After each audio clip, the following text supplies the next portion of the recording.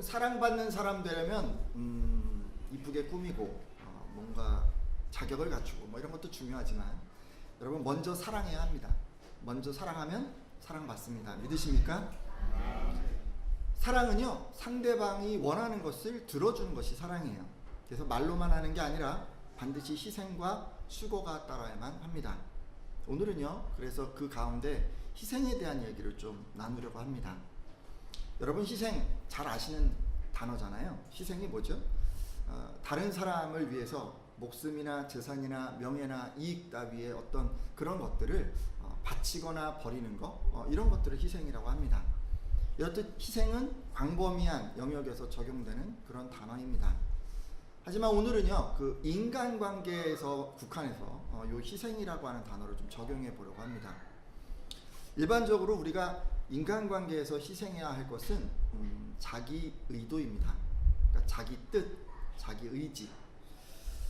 우리들은 누구나 하고 싶은 것이 있습니다.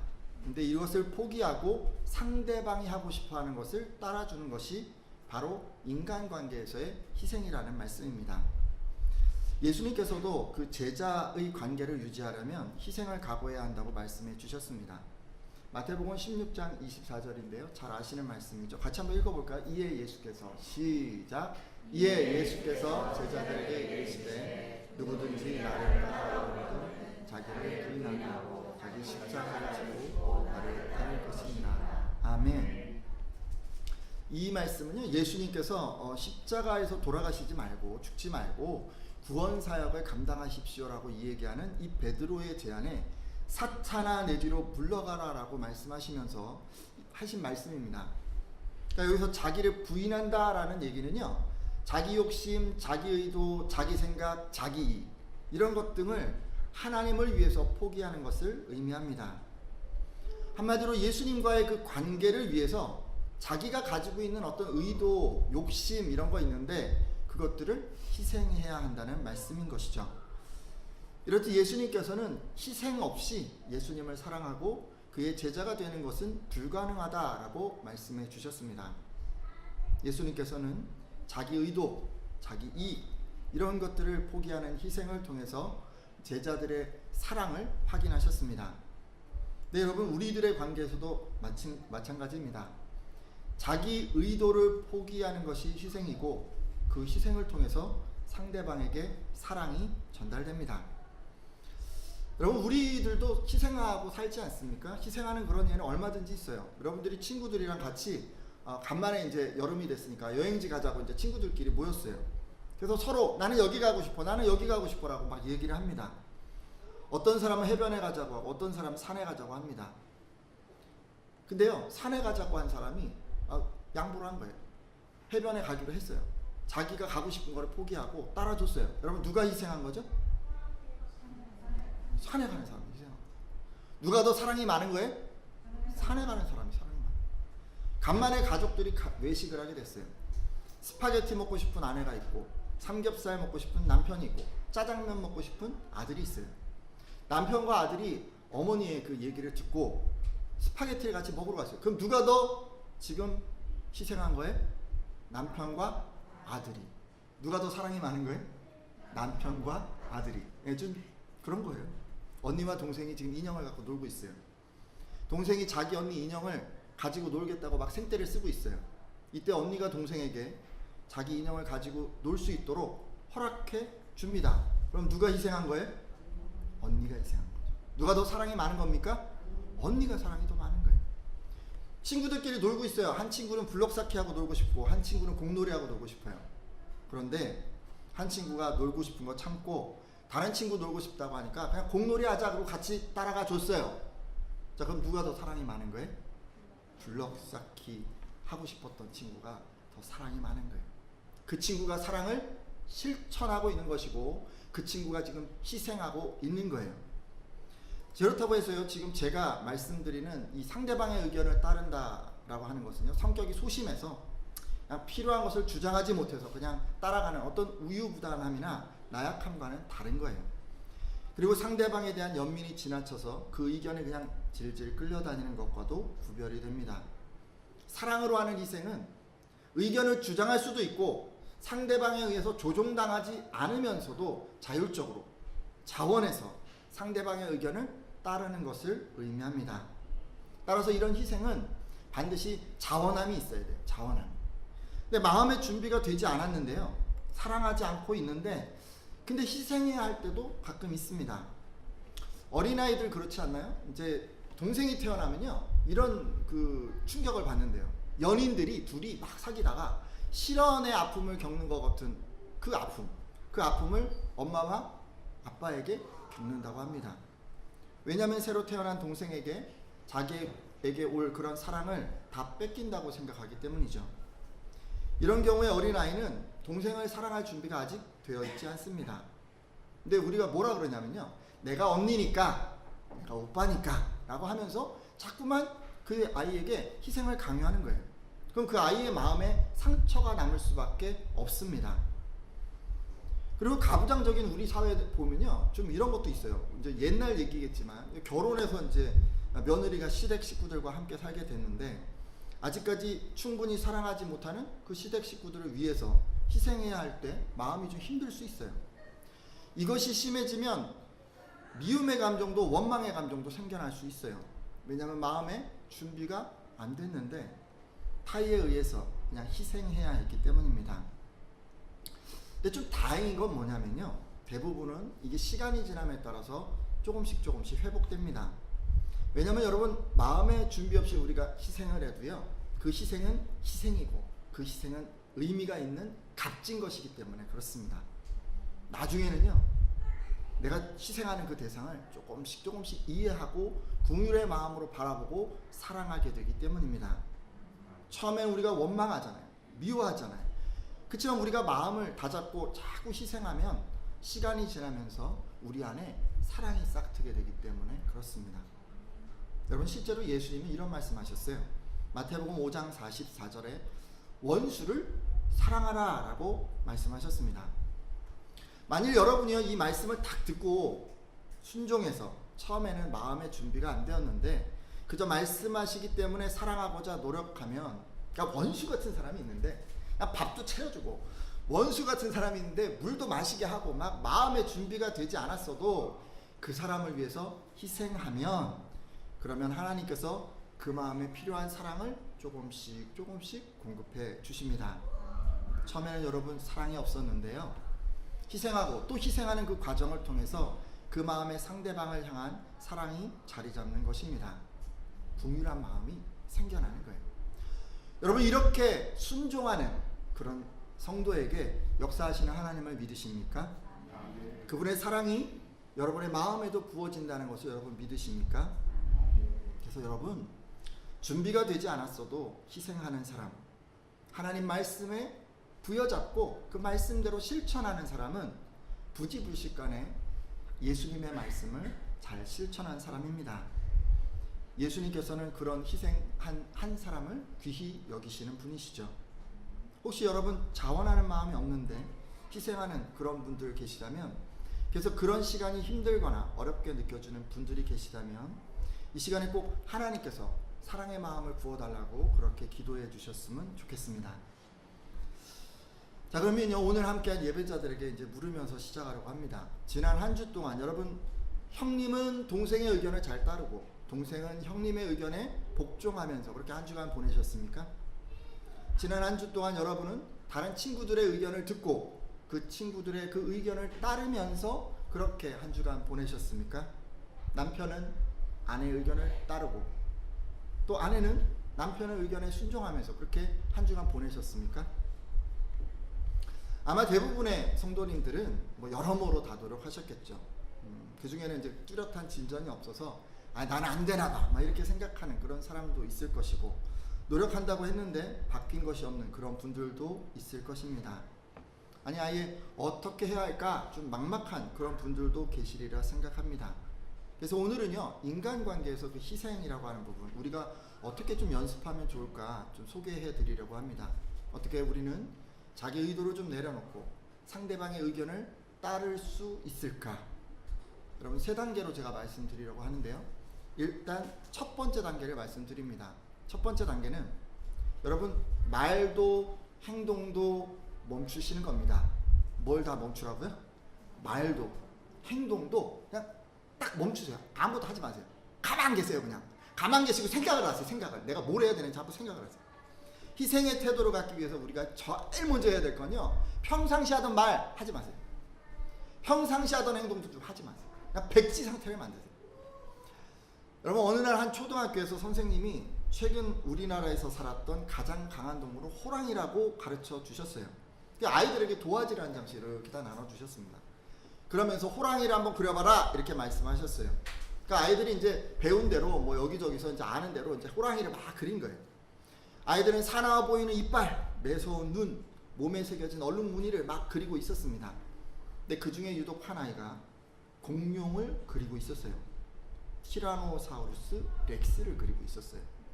왜 이걸 그렸냐면 이 친구는 아주 오래전에 멸망했지만 티라노사우루스 렉스가 가장 강한 동물이라고 생각했던 거예요. 그래서 선생님이 최근 우리나라에서 살았던 동물 가운데 가장 강한 동물은 호랑이란다라고 말씀을 하셨는데도 불구하고 그냥 마음대로 그냥 티라노사우루스 렉스를 그리고 있었어요. 그래서 다른 아이들에게 야, 티라노사우루스가 최고로 강한 거야 라고 막 자기 지식을 뽐냈습니다. 몸집에 비해서 큰 머리와 무시무시한 이빨과 그리고 좀 태화된 앞다리까지 이렇게 이제 한참 재밌게 그리고 있는데 옆에서 보고 있던 아이들이 놀리는 것입니다. 하하하하 웃으면서 야, 너 혼자만 지금 엉뚱한 거 그리고 있잖아. 우리는 다 호랑이 그리는데 너는 선생님 말씀도 이해를 못하냐? 아유 바보 이러면서 막 놀리는 거예요. 그러니까 이제 그제서야 자기가 이제 다른 아이들로부터 따돌림을 당하게 된 것을 알고는 이제 마음을 좀 고쳐 먹었습니다. 그리고 이제 선생님 말씀대로 그래 이제 호랑이를 그려야겠다 이렇게 이제 마음을 먹습니다. 자, 그러면요 여러분, 이 아이가요 어떻게 해야 할까요? 일단 도화지에 티라노사우루스를 크다랗게 하나 그렸어요. 요걸 좀 고치면 될까요? 이렇게 거기다가 이렇게 얼룩무늬도 입히고 얼굴에 뭐 털도 달고 해가지고 그리면 호랑이를 잘 그릴 수 있을까요? 아니면 이미 그려져 있는데 여백이 조금 있으니까 그 여백에다가 조그맣게 호랑이를 좀 집어넣어서 그리면 될까요? 아니면 선생님한테 새로 도화지 한 장 주세요라고 해서 새 거 받아서 거기다가 그리는 게 나을까요? 여러분, 어떻게 그리는 게 가장 잘 바르게 그리는 거라고 생각하십니까? 여러분 것들은 어떻게 하시겠어요? 당연히 새로 그리는 게 낫지 않겠어요? 새로 그리는 게. 희생의 훈련도 마찬가지입니다. 여러분, 원래 우리는요 희생하지 않는 사람이에요. 자기밖에 모르는 사람입니다. 남들이 뭘 원하는지 어떤 거 좋아하는지 이런 거에 관심을 두지 않고 살아왔습니다. 그렇게 여러분의 행동에는 남을 배려하지 못하는 말투도 있고 행동도 있고 뭐 그런 태도들이요 우리 삶에 우리가 그냥 그렇게 하고 살아왔어요. 근데 이게 잘못이라고 하는 거를 우리가 이제 깨닫고 이제 여러분의 성품에 희생이라고 하는 그 그림을 좀 그려내려 한다면 여러분 예전 모습을 다 버리고 백지에서 시작해야 하는 것입니다. 에베소서 4장 22절에 이런 말씀이 있는데요. 너희는 유혹의 욕심을 따라 썩어져가는 구습을 따르는 옛사람을 벗어버리고 라고 이렇게 말씀하십니다. 예수님을 믿은 우리들은요 이전에 그 옛사람이 있어요. 옛사람 자꾸 이게 안 좋은 거 하고 좋지 못한 습관 따르고 이런 그 죄된 습성이 있는데 그런 모습을 좀 다 버리라는 그런 말씀을 이렇게 이제 하신 거예요. 근데 일부 사람들은 티라노사우루스 렉스를 고치는 분들이 있어요. 그러니까 이미 이렇게 그려놨는데 너무 아까운 거예요 이게. 그러니까 그거를 고쳐서 호랑이로 만들어 보려고 막 그리는 거예요. 여러분, 이런 분들은요 현재 자기 말과 행동을 고쳐서 희생의 성품을 가져보려고 합니다.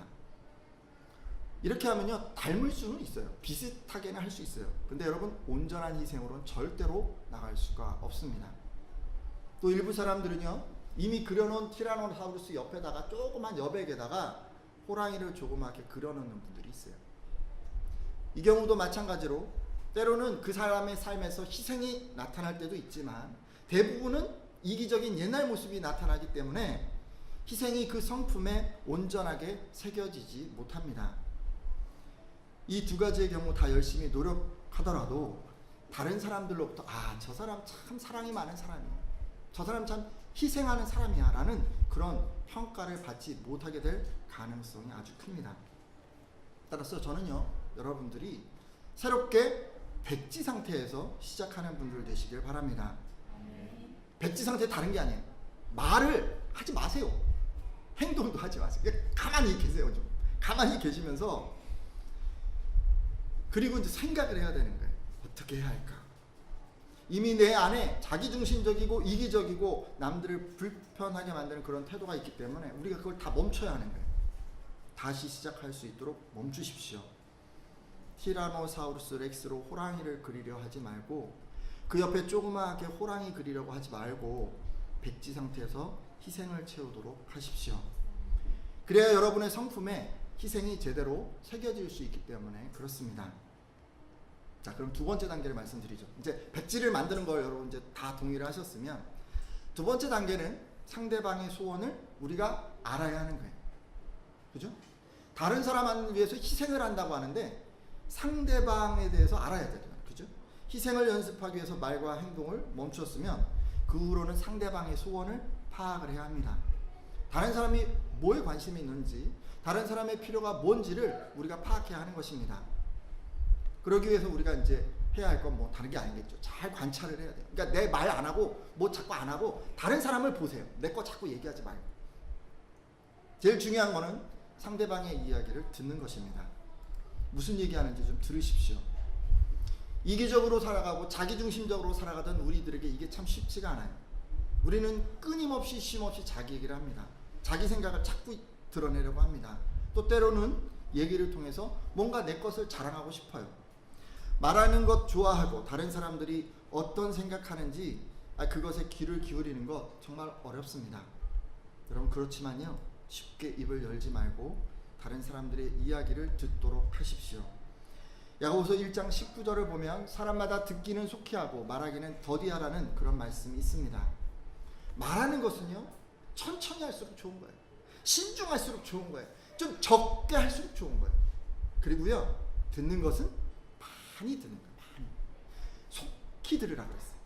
빨리 듣고 어떻게 해서든지 잘 들으려고 그렇게 해야 하는 거예요. 그것이 좋은 거예요. 그렇게 하라는 하나님의 교훈입니다. 우리들 중에는 가만히 있으면요, 좀 참기 어려운 분들 간혹 계세요. 가만히 있으면 이런 생각이 들어요. 남들한테 자꾸 이 대화의 주도권을 뺏기는 것 같고, 왠지 가만히 있으면 남들만큼 알지 못하는 것 같고, 게다가 남들에게 자랑하고 싶은 마음이 자꾸 이렇게 꿈틀대서 그냥 얘기를 계속 하고 싶어요. 그럴 때 여러분, 입을 좀 팍 이렇게 틀어막으세요. 이렇게 막으세요. 어쩔 수 없어요. 그리고 하나님의 말씀을 계속 떠올리세요. 이 말씀을 떠올리세요. 듣기는 속히 하고 말하기는 더디하라라는 말씀을 좀 계속 생각하세요. 사람들 만날 때. 그러면서 입을 계속 막으세요. 오늘 이 부분이 잘 안 되는 분들, 그러니까 말을 멈춘 상태에서 다른 사람 얘기를 듣는 게 잘 힘든 분들은요, 이 말씀을 꼭 기억하고 묵상하시기를 부탁드립니다. 근데 그냥 듣기만 하면 안 돼요, 여러분. 의도를, 뭘 원하는지 그걸 잘 파악을 하셔야 돼요. 무엇에 관심이 있는지, 무엇을 얘기하고 싶어 하는지, 어떤 것을 하고 싶어 하는지 여러분 파악해야 하시는 거예요. 그러면서 왜 이 얘기를 하시는 걸까? 속상해서 답답해서 하소연을 하는 걸까? 아니면 답을 구하고 있는데 몰라서 내게 묻는 것일까? 정말 뭘 얘기하고 싶은 걸까를 생각하면서 상대방이 원하는 게 뭔지를 생각하면서 들으셔야 돼요. 얘기를 들으라고 제가 이제 말씀드리니까 그래도 이제 열심히 듣는 분들이 있어요. 근데 듣는 척만 하는 분들도 계시더라고요. 예를 들면 상대방이 얘기하는데 자기가 하고 싶은 얘기가 있는 거예요, 이미. 근데 얘기를 막 하잖아. 그러니까 딱 그 뭔 얘기를 할지 자기 얘기할 것만 계속 생각하고 상대방 얘기는 건성건성 듣습니다. 그러다가 얘기가 끝날 것 같으면 탁 치고 들어가서 자기 얘기를 막 하는 거예요. 그럼 그러지 좀 마세요. 그건 아니에요. 그거는요, 그렇게 하시면 이거 듣는 게 아니에요. 또 들으면서 계속 딴점 피우는 거예요. 딴 데 쳐다보고 뭐 딴 거 만지고. 여러분, 그것도 정말 나쁜 태도고요. 불량한 태도예요. 여러분, 그렇게 하시면 안 돼요. 예수 믿는 여러분들 절대 그러지 마십시오. 대화할 때 상대방에게 집중하시고 그분의 눈도 좀 쳐다봐 주시고 얘기를 잘 들어주세요. 그리고 이런 분들도 가끔 계시더라고요. 얘기를 딱 듣다가 뭔가 다 아는 것 같은 거예요. 자기가 이 사람 뭘 얘기하는지 내가 다 알 것 같아. 그래서 네가 말하려고 한 거 이거 아니야? 그러면서 막 자기가 막 얘기를 하는 거예요. 그 사람 얘기할 거를 말을 딱 가로막고, 그죠? 말을 끊고 자기 생각을 막 다 얘기하는 거예요. 상대방 얘기 다 듣지도 않고 지레 짐작해서 판단해서 이렇게 얘기하는 경우도 있어요. 여러분, 이런 행동은 다 피하셔야 하는 행동입니다. 이렇게 행동하면요, 성의 없게 보일 뿐만 아니라 정확하게 신속하게 상대방의 의도를 파악하는 게 정말 힘들게 됩니다. 언제나 상대방 얘기가 다 끝날 때까지 기다려주세요. 어떤 의도로 얘기를 하고 있는 건지를 그것만 계속 생각하면서 뭘 원하고 있는지를 계속 생각하면서 그 사람 얘기를 이렇게 들으셔야 되는 거예요. 좀 더 여러분 확실하게 하고 싶으면요, 여러분이 지금 파악한 거 있잖아요. 아, 이 사람 이거를 얘기하고 싶은 거구나. 이제 파악이 되셨으면 한번 얘기 끝에 물어보셔도 돼요. 아, 지금 이 얘기를 하고 있는 거니? 라고 한번 물어보셔도 돼요.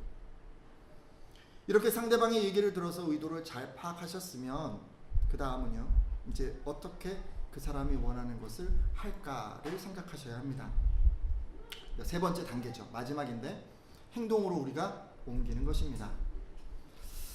때로 이런 경우 있잖아요. 이제 얘기를 막 하시는데 내가 뭔가 할 게 없어요. 사실은 뭘 하는 걸 해야 되는 거냐면 그냥 듣기만 하면 될 때가 있어요. 자랑하고 싶어 하면 그냥 자랑 들어주시면 되고, 마음이 답답하면 그냥 얘기 들어주시면 돼요. 고민과 염려 쏟아놓으면 공감하고 그냥 그 마음을 같이 나눠주시면 돼요. 하지만 때로는요, 그런 것만 있는 게 아니에요. 원하는 것이 뚜렷하게 있을 때가 있어요. 내가 행동으로 옮겨야 할 때도 있어요. 그러면 상대방에게 만족을 주기 위해서 내가 행동하셔야 하는 거예요. 행동하는 목적이 뭡니까? 내가 왜 상대방의 얘기를 듣고 행동으로 옮기는 거예요? 상대방을 만족하게 하기 위해서, 상대방을 행복하게 하기 위해서 내가 그렇게 하는 거잖아요. 내가 그 사람 말 들어주는 이유가 딴 게 없어요. 목적이 뚜렷해요. 그 사람이 행복하게 하기 위해서 내가 그렇게 하는 거예요. 믿습니까? 그렇기 때문에 여러분, 소원을 다 알게 되면요, 여러분 생각을 좀 썩지 마세요. 아, 이런 분들 꼭 계세요. 원하는 대로 그냥 해주시면 돼요. 그냥 행복하게 만들어주시면 돼요. 근데 자기 입장에서 상대를 행복하게 해주려 할 때 실수할 때가 있습니다.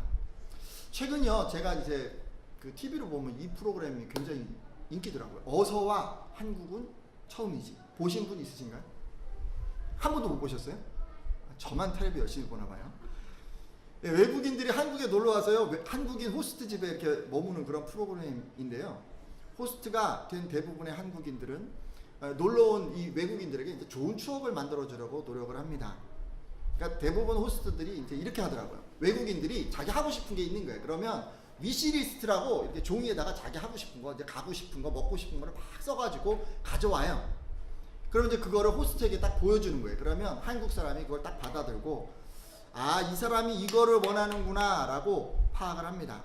마치 우리가 대화를 통해서 상대방이 뭘 원하는지를 파악하는 것처럼 그렇게 하는 거예요. 그리고 나서 그들이 원하는 곳을 가고 그들이 원하는 음식을 먹어요.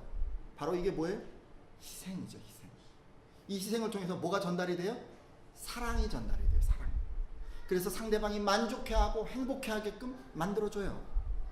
여러분, 상대방이 원하는 것을 할 때 사랑을 느끼고 행복해하는 것처럼 똑같이 이들도 그렇게 한 거예요.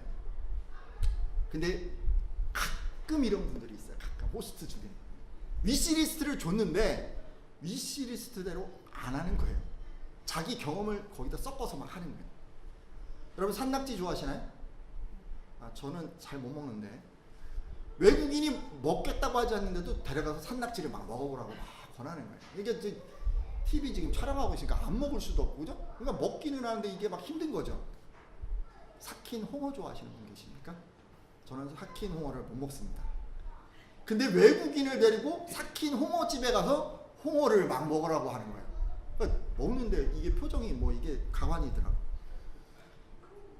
근데 뭐 얘기를 들어보면 호스트가 뭐 강제로, 그러니까 뭐 악의가 있었던 건 아닌 것 같아요. 내가 좋아하니까 외국인들도 이거 좋아하겠지. 응? 그리고 한번 좋은 경험 아니야? 이렇게 이제 생각해서 음식을 먹게 한 것입니다. 물론요, 이 호스트는요, 좋은 평가를 받지 못했어요. 반면에 상대방이 적은 위시 리스트를 보고 꼼꼼하게 그 소원을 들어주려고 애쓴 호스트는 높은 점수를 받았습니다. 외국인들이 만족하고 행복했던 거예요. 따라서 여러분들도 좀 그렇게 해주십시오. 여러분의 생각, 경험이 있어요. 여러분 좋아하는 거 있잖아요. 여러분 그런 거 자꾸 상대방한테 강요하지 마세요. 이게 더 좋아라고 얘기하지 마세요. 이거 더 해볼래? 이거 먹어봐. 이런 얘기 좀 하지 마세요. 그냥 좀 참으세요. 희생의 기본은 뭐냐면요, 내가 생각할 때 좋은 걸 자꾸 주는 게 아니에요. 상대방이 좋다고 하는 거, 상대방이 원하는 거 그냥 해주는 거예요. 그게 기본이에요. 또 이런 분들도 있어요. 상대방 소원 들어준다고 하면서 아예 그냥 겸사겸사 자기 소원도 해결하는 그런 분들이 계세요. 아재 개그에 이런 게 있어요. 두 연인이 여친 생일에 식사를 하러 갔어요. 여친에게 묻습니다. 오늘 뭐 먹고 싶어? 라고 이제 물어봤어요. 그랬더니 여친이 스파게티를 먹고 싶어 라고 대답을 했어요. 근데 남친은 짜장면이 먹고 싶은 거예요. 그래서 남친은 두 사람 다 만족시키는 것을 먹자고 제안을 했습니다. 뭘 먹었을까요? 짜파게티를 먹었어요. 짜장면과 스파게티, 짜파게티. 여러분, 제가 개그 코드가 그렇게 높지 못한데 다들 이렇게 웃어주셔서 감사합니다. 이거 웃자고 한 아재 개그잖아요. 근데 만일 실제로 이런 선택을 했다면, 여러분, 두 사람이 이 짜파게티를 먹었다면 두 사람이 만족했을까요? 아니잖아요. 이렇게 먹으면 이 사람도 만족하지 못하고 저 사람도 만족하지 못하는 상태가 되는 거 아닌가요? 성도 여러분, 이런 식으로 하지 마세요. 이렇게 하시면 절대로 상대방을 만족시킬 수가 없어요. 한 가지 더 말씀드리죠. 이런 분들도 계시는데 소원을 막 들어주시는 거예요. 그러면서 되돌려 받으려는 분들도 있어요. 이번에 내가 너 원하는 거 내가 이번에 해줬으니까 다음번에는 내가 원하는 것을 너가 좀 꼭 한번 해줘야 해 라고 이렇게 얘기를 하는 겁니다. 자기 주장만 내세우고 뭐 자기 하고 싶은 대로 하려고 하는 것보다 좀 낫죠, 그죠? 근데 그렇지만요, 여러분, 이런 식으로 하면요, 상대방에게 희생해 줬다는 느낌은요 전혀 줄 수가 없어요. 따라서 여러분, 상대방의 소원을 여러분이 알게 돼서 그것들을 들어줄 때는 한 가지만 생각하세요. 저 사람 만족하고 저 사람 행복한 거, 그것만 생각하세요. 내 거 자꾸 썩지 마세요. 그냥 깔끔하게 뒤끝 없이 그냥 들어주세요. 그래서 상대방이 행복해질 수 있도록 여러분 그렇게 만들어 주세요. 오늘 희생에 대한 말씀을 좀 드렸는데 이제 마치려고 합니다. 오늘 함께한 예배자들은요, 아마 하나님께서 그렇게 말씀하셨으니까 알게 모르게 어느 곳에 있든지 희생하는 그런 분이실 것입니다. 가족을 위해서도 희생하시고 계실 거고, 공동체를 위해서든 친구를 위해서든 여러분 희생하고 계실 거예요. 오늘 설교에서는 여러분이 하신 그 고귀한 희생이 상대방에게 사랑으로 잘 전달되게 하기 위해서 뭐가 필요한지를 좀 말씀드렸습니다. 희생은 무엇보다 자기 뜻을 굽히는 것이고 자기 의도를 포기하는 것입니다. 언제나 자기 하고 싶은 것만 주장하고 자기 얘기하고 싶은 것만 얘기하고 자기 마음에 드는 생각을 상대방에게 주장했던 분들 계시면 이 시간에 좀 돌이켜 주십시오. 그것은 희생이 아닙니다. 여러분, 희생을 온전히 실천하기 위해서 자신의 말과 행동을 멈추겠다라고 이렇게 좀 결단해 주시고, 상대방의 이야기를 듣고 의도와 소원이 무엇인지 파악하게 해달라고 기도해 주시고, 그리고 그것을 그대로 실천하겠다고 그렇게 결단해 주십시오. 여러분, 세 단계 다 아시겠죠? 백지 상태로 시작해서 듣고 그대로 하는 거 다 아시겠죠? 그것이 여러분 안에 한 주간 실천되길 바랍니다. 그래서 여러분, 무사람들, 여러분 주변에 있는 모든 사람들을 사랑으로 희생으로 섬겨내는 그런 여러분들 다 되시기를 예수님의 이름으로 축복합니다. 같이 이것들을 위해서 기도하도록 하겠습니다.